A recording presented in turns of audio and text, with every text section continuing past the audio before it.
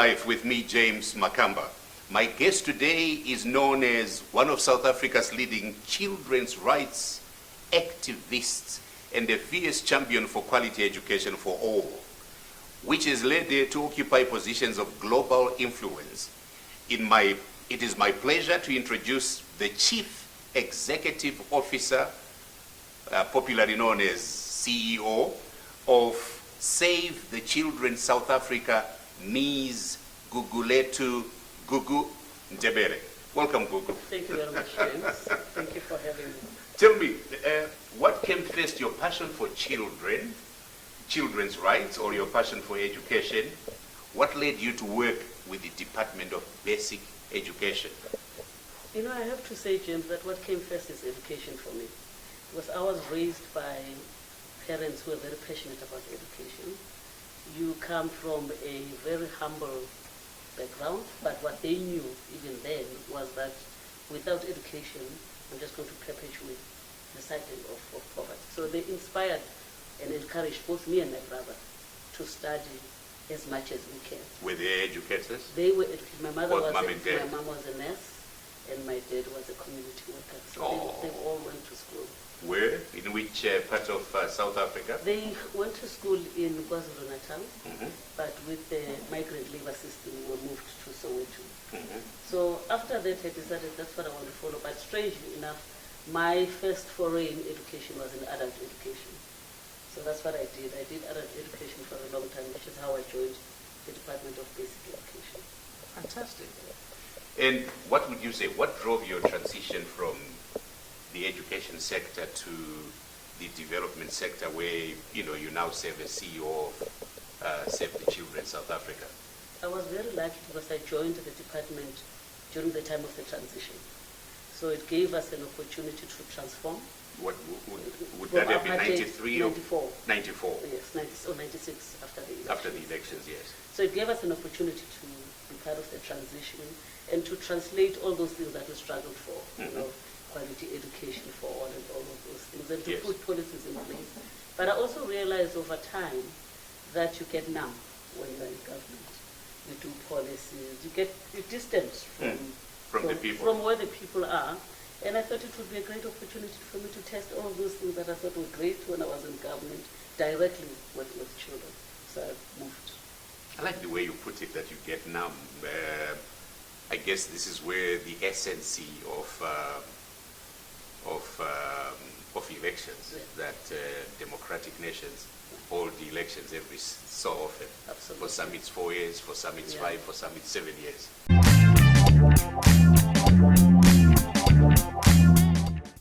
We're talking to Gugu Ndebele on Makamba Life. Tell me, Gugu, tell us more about Save the Children and what it means to you to be the first and only, according to my research, the black female CEO within such a prestigious global organization.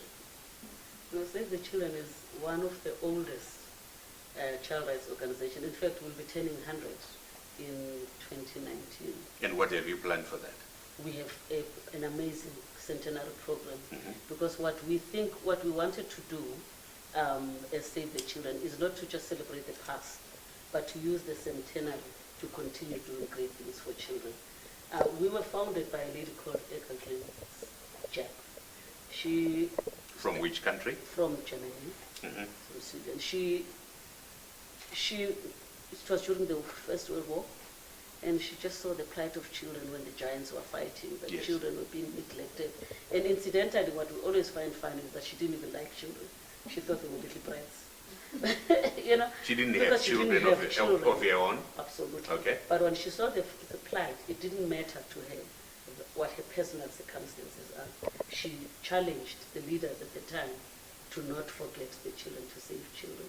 And we have a very simple vision in Save the Children. It's really that every child, regardless of their circumstances, deserves a future. And we need to do everything that we can to make sure that they thrive, because they will not have a future if they don't thrive, which means it starts from when they're still in their mother's bellies. They need to have good nutrition, they must be breastfed, they must be educated, which is why we place an importance on education. They must be protected, You know, you can page your newspaper today and see the atrocities that people are doing around children. And we think that they must have a space to participate and be active citizens. Do you get a contribution from government towards your budget? No, unfortunately not. We are an NPO.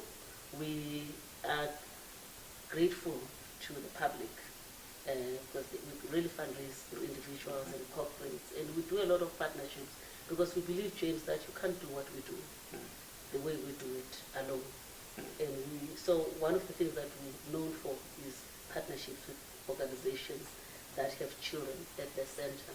And as far as me being the Black CEO, it's very nice for me, but it's a big responsibility.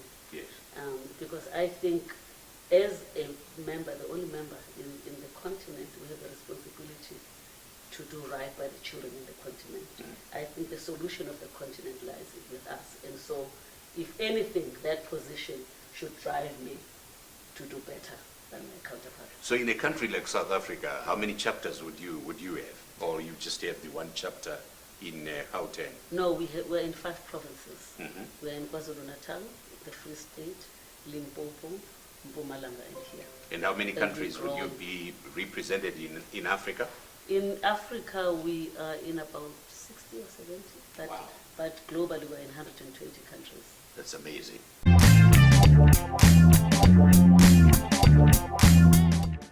We're talking to Gugu Ndebele on Makamba Life. You're very active, according to my research, outside your CEO role. Tell us more about your work as, for instance, Vice Chair of the UNESCO-led Global Alliance for Literacy and your membership on the Southern African AIDS Trust SAT board, as well as South African Human Rights Commission's Children Rights Advisory Committee. Busy lady. I love reading. I'm passionate about literacy. I think it's the foundation. Did you grow up loving reading, or something that developed later? I grew up in a family of readers. Yes. My mother encouraged us to read. And I think it opens the world. You know, in as much as I've traveled as much as I have, I think I've seen the world more in books than I have physically. But I also think it inspires imagination. And so for me, anything and any work that has to do with literacy is something that we need to promote because it is a foundation for further learning. So within the Global Literacy Alliance, we feel that we've put in so much time and resources, but we haven't really reduced the literacy levels, both at an adult level, but also children's level. You look at this country here now, our literacy levels are around 30%. And I think it's therefore important that we become active. But I also find with Sorry, before you go on, is there a disparity between men and women, or the rate is across the board 30%? There is a disparity. At the lower levels, girls tend to do better, but as they grow older, I think because they get distracted by so many things, yes, boys overtake them. Boys and men. Boys and men, yes, absolutely, boys, which is why I'm on the Southern African AIDS Trust board, because it deals with adolescents' sexual and reproductive health. My view is that if we want the continent that we want, the country that we want, we need to get the best out of girls, we need to get the best out of boys. And you can only get that if they make the right choices. If they decide that what they want to do is to go to school, stay in school and learn. And it's important for me then that I stay in that space. And I'll tell you the last thing that I want to say about that is that I was actually thinking today about plumbing. That with plumbing, when the pipe bursts, you have to close the tap first, yes, and then fix the leak. Yes. And I think sometimes we get preoccupied with fixing the leak without closing the tap.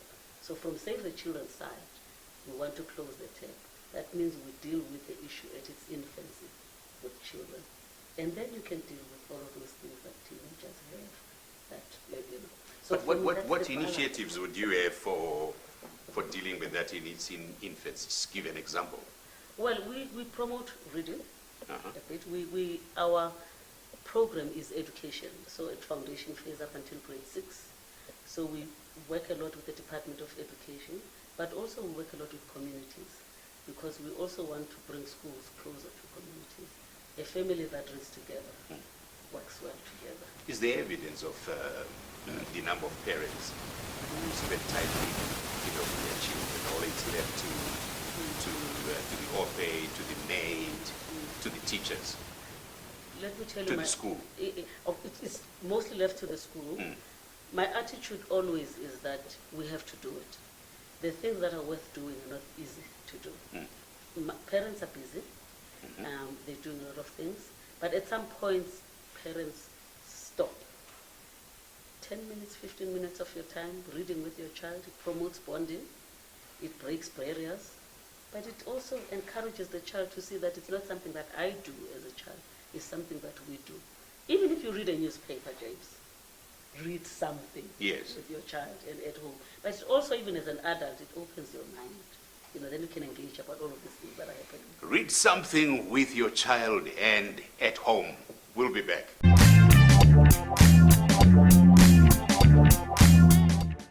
Your work invites so many different aspects of children's lives, or affects the quality of children's lives.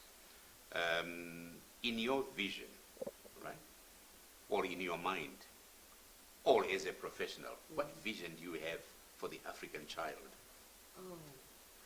My vision of an African child is a person that is confident, that is resilient. There are things that we can't do anything about, the environment, poverty. But what we need to instill in our young people is that resilience that says, in spite of everything, I'm still going to achieve. So I have a vision of this confident, amazing young person that can take on the world and be the world in spite of where they come from. In fact, where they come from won't matter, because they'll be an amazing human being. Resilience, no stopping us now.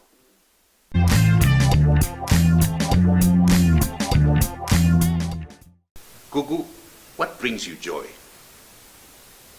What brings me joy is seeing the change in children. What brings me joy is reading and being able to provide that space for other people to have that, especially children. What brings joy is music. Love music. Wow. Yeah. Any type of music? I love soul. I love jazz. I'm getting to like hip hop, but I love is there one song you like in hip hop? I dance to it when That's I a tune it. right there. The children. Without stopping, I think I should wind up the show by asking you. This is Makamba Life, and we always want to know from our guests what they've learned so far. What would you say you have learned about life so far? I've learned that life happens, and you have to get on with it. Life happens, and you have to get on with it. Gugu, thank you very much for coming. Thank Keep you up the very good much. work, and we should remain in touch.